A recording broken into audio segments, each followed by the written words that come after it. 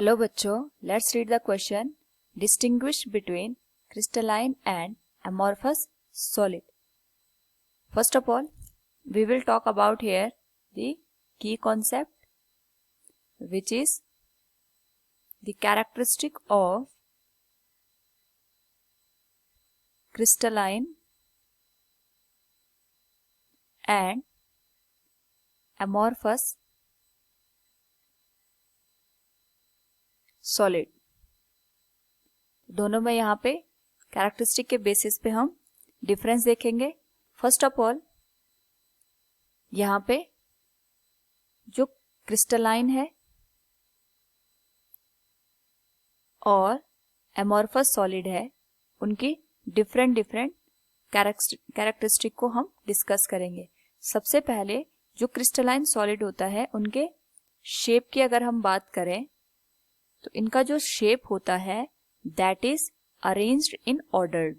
वो एक तरीके से पर्टिकुलर स्ट्रक्चर में ऑर्डर्ड रहता है, यानी वहां पे रैंडमली पार्टिकल्स एक दूसरे के साथ कनेक्ट नहीं रहते हैं. उनका एक पर्टिकुलर स्ट्रक्चर होता है, एक पर्टिकुलर शेप होता है, और ये मिलके क्रिस्टलाइन सॉलिड का फॉर्मेशन करते हैं.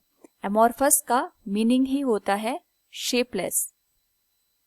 तो यहाँ पे जितने भी पार्टिकल्स होते हैं उनका कोई पर्टिकुलर ऑर्डर नहीं होता है, जिसकी वजह से इनका जो स्ट्रक्चर होता है वो एक पर्टिकुलर शेप में हमें नजर नहीं आते हैं. दूसरा, जो भी क्रिस्टलाइन सॉलिड्स होते हैं वो एनआइसोट्रॉपिक होते हैं. एनआइसोट्रॉपिक मीन्स इनकी जो फिजिकल प्रॉपर्टीज होती है that is dependent on the direction change करने पे इनकी जो फिजिकल प्रॉपर्टीज है वो डिफरेंट नजर आती है. जबकि जो एमॉर्फस होते हैं दोज आर आइसोट्रॉपिक. इसका मतलब हो गया इनकी जो फिजिकल प्रॉपर्टीज होती है that is independent of the direction को अगर हम चेंज भी कर दें तो जो वैल्यूज हमें फिजिकल प्रॉपर्टीज की मिलती हैं वो सेम मिलती हैं. नेक्स्ट, जो क्रिस्टलाइन सॉलिड होते हैं those are symmetrical in nature. इनमें एक तरीके की हमें सिमेट्री नजर आती है. जबकि जो एमॉर्फस सॉलिड होते हैं those are unsymmetrical in nature. Next, जो क्रिस्टलाइन सॉलिड होते हैं उनकी जो रिजिडिटी होती है that is very much high, और जो एमॉर्फस होते हैं इनकी जो रिजिडिटी होती है दैट इज लेस. नेक्स्ट, जो क्रिस्टलाइन सॉलिड होते हैं इन्हीं को हम एक तरीके से ट्रू सॉलिड कंसीडर करते हैं.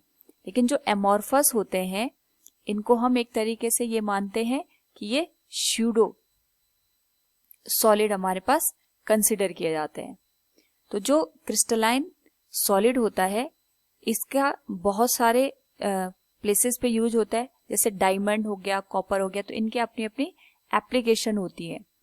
जबकि जो एमॉर्फस सॉलिड होता है इनका ज्यादातर यूज किया जाता है कंस्ट्रक्शन ऑफ बिल्डिंग में, या फिर जो फूड पैकिंग के जार आते हैं उनमें, या जो मेकअप ज्वेलरी होती है उनकी पैकिंग के लिए एमॉर्फस सॉलिड का यूज किया जाता है. तो इसके यहाँ पे डिफरेंट यूजेस बनते हैं. So from this point we can distinguish between crystalline and amorphous solid on the basis of the characteristic of crystalline and amorphous solid. Hope all you understood it. Thank you and all the best.